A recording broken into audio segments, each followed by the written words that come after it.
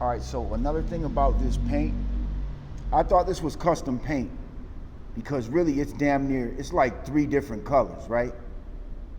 But I was listening to this dude talking about Harley paint jobs, and he was like, he said, man, they're damn near 3 different colors sometimes. And I'm like, you know what?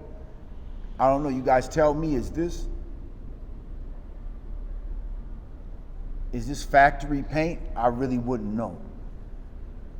But it almost seems like kind of chameleon sometimes. Not really though. But it does seem like it's got 3 different colors. It seems like it's got like some gold, some red, and some brown in it, or something like that. Tell me what you're seeing in here if you guys are good with paint and shit like that. I'm trying to